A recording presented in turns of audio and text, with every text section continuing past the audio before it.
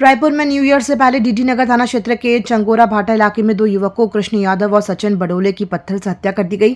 Police ने 6 लोगों को गिरफ्तार किया है और मामले की जांच जारी है। घटना के बाद विश्व हिंदू परिषद और बजरंग दल के पदाधिकारी मौके पर पहुंचे और आरोपियों के खिलाफ कड़ी कार्रवाई की मांग की।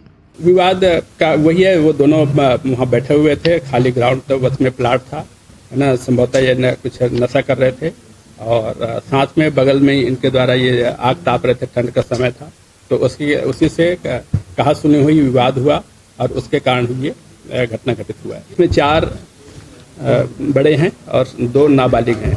4 बड़ों में से 2 सगे भाई हैं और उसका एक पिता है और एक उसका दालेंद्र साहू पास के रहने वाला है। इसमें मृतक और उसके जो आरोपी सभी एक ही मोहल्ले चंगोरा भाटा के रहने वाले हैं और एक दूसरे को पूर्व से भली भांति परिचित थे और पास के ही रहने वाले हैं।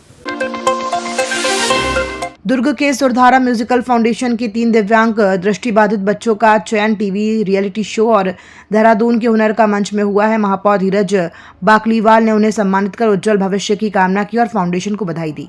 ये है बड़ा नाम करेगा बेटा हमारा, ऐसा काम करेगा, मगर ये तो कोई न जाने कि मेरी मंजिल है कहाँ।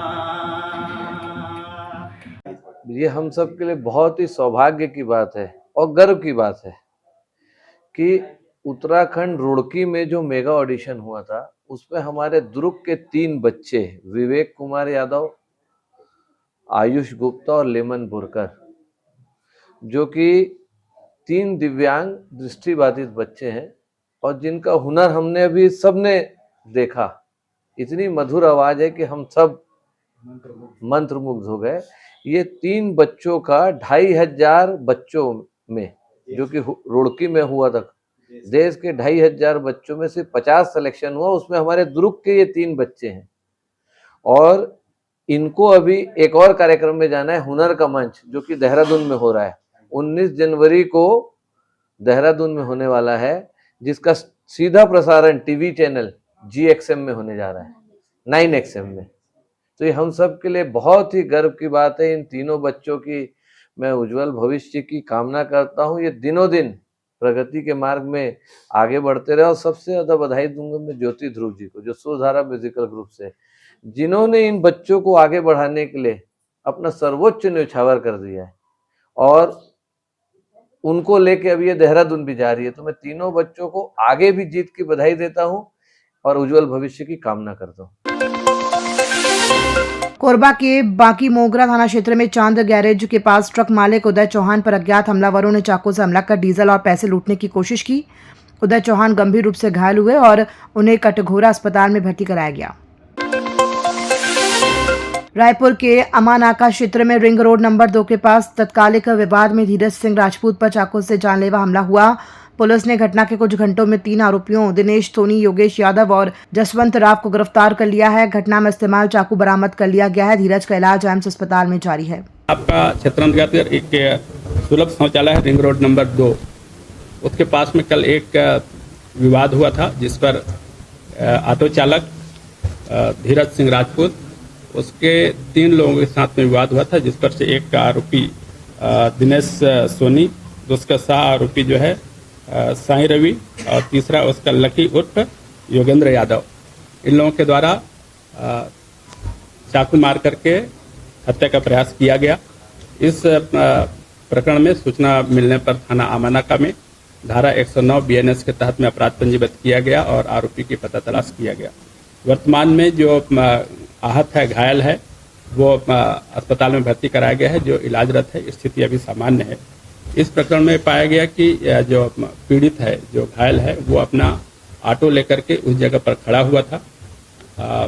पीछे से 3 जो आरोपी हैं इसमें प्रमुख, वो वहां पर पहुंचे। इसमें से धीरज और सोनी आपस में जान पहचान वाले थे।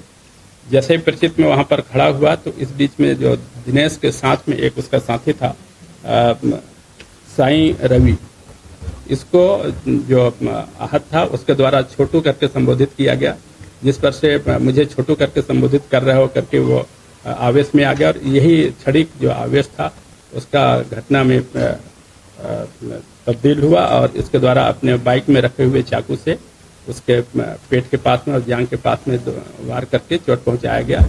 इसमें तत्काल उसका धारा 109 पूर्व धारा 307 आईपीसी के तहत में अपराध पंजीबद्ध किया गया और रात में ही इन आरोपियों की पता तलाश की गई। देर रात तक सुबह तक इन तीनों आरोपियों को गिरफ्तार किया गया है और गिरफ्तार करके इसको रिमांड पर भेजा जा रहा है। इनसे पूछताछ किए जाने पर उसमें एक आरोपी जो दिनेश सोनी है, पूर्व में 327 का आरोपी रहा है।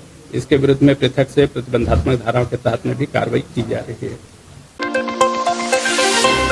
रायपुर में दोपहिया वाहन चोरी करने वाले गिरोह के 6 आरोपियों को पुलिस ने गिरफ्तार किया।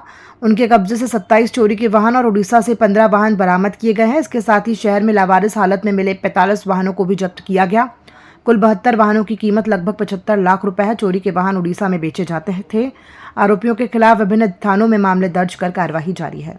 कुछ दिन पूर्व एक बाइक चोर गिरोह का पर्दाफाश किया गया था, जिसमें 4 आरोपियों को टोटल 6 आरोपियों को गिरफ्तार करते हुए 12 बाइक जब्त की गई थी। इसमें 4 आरोपियों को जुडिशियल रिमांड पर भेज दिया गया था। 2 आरोपियों से और पूछताछ किए जाने के बाद में और वाहन जब्त किए जाने थे, इसलिए इनको पुलिस रिमांड पर लिया गया था। इन दोनों पुलिस रिमांड के आरोपियों से पूछताछ किए जाने के उपरांत सरहदी स्टेट उड़ीसा एवं अन्य आसपास के जिलों से 27 बाइक और जब्त किए गए हैं, जिसमें कई महंगे बाइक हैं। इस प्रकार से कुल कितना थे? 45 नग। ये 27 नग वाहन, जो पहले 12 और फिर बाद में 15, 27 नग बाइक इन चोर गिरोह से जब्त किया गया है और इनसे अभी और भी पूछताछ की जा रही है।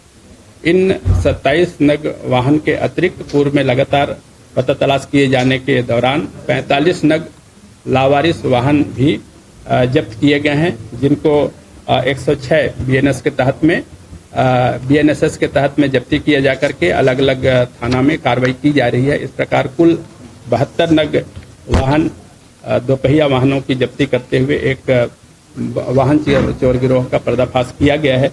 इसमें कुल 6 आरोपी गिरफ्तार किए गए हैं, जिसमें से 4 पूर्व से पुलिस रिमांड पर हैं, 2 हमारे पास नहीं, 2 पुलिस रिमांड पर हैं, 4 जुडिशियल रिमांड पर हैं। इनके पूछताछ किए जाने बाद में इसको जुडिशियल रिमांड पर भेजा जाएगा। आगे की इसमें और संलिप्तता या किसी प्रकार के अन्य पहले के आपराधिक रिकॉर्ड के संबंध में भी अन्य जगहों से जानकारी इकट्ठा किया जा रहा है।